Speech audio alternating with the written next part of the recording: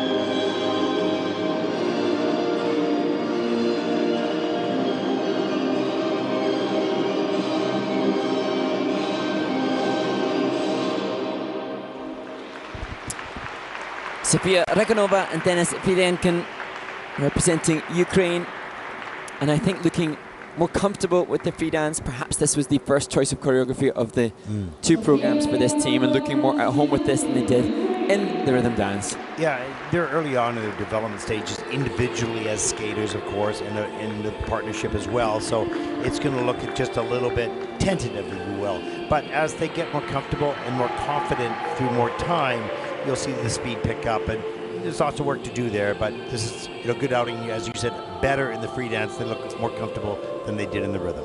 And actually, this team, looking through, the second youngest team of all those competing, and you know, it is an interesting case study as to how age influences different disciplines, but certainly.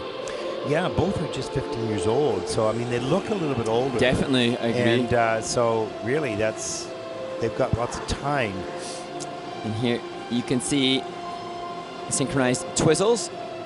And still with this team, just even in the way that they hold their free legs, indication that they haven't necessarily had the same skating skills education together, as we see straight line lift, that 1 foot exit from Dennis, a level feature as the kind of straight line lift level 3. The rotational lift achieves the level 2. And here, in terms of assessing the differences between the different ice dance teams, certainly particularly within the step sequence, we'll be able to recognize a deeper edge set. Yeah, totally. So level 1 for Dennis and Sofiia. You can see that shove for that sliding move right at the end of the program. And as we progress through these events, for those of you who don't know much about skating or just new to it, what you'll see, as Mark mentioned, deeper curves, deeper edges, softer knees, and more continuous flow. And sometimes that's hard to pick up, but you'll notice, look for that as we progress through the event. Good to see. Shaping hearts. One's giving the heart, the other one's saying, I'm just relaxing here. Oh, hey. There we go. Here it is. Happy days. Thank you, Dennis and Sofiia. And certainly the Shape Hearts campaign couldn't be more pertinent for this team. Positive environment for them to represent their country. And for that, we're grateful. And for that, I'm sure they are very proud. Yeah. And this team, 57.45 at the Winter Youth Olympic Games in Gangwon, the place in which Sofiia, I assume, had her stuffy on her knee from. Yeah. But I think at this point in the season, still a little shy of that, and hopefully this event will kickstart renewed enthusiasm to return to training with the desire to secure higher PCS and technical element score. And generally speaking, in the first few groups, there might be a little longer assessment time. There's more detail to look at with teams that are, early on in their stages, in their development stage, and also for the technical specialists this year, they have to be making some comparisons and cross references between the element features that are chosen between the rhythm dance and the free dance for the teams in both the lifts and the twizzles. Yeah.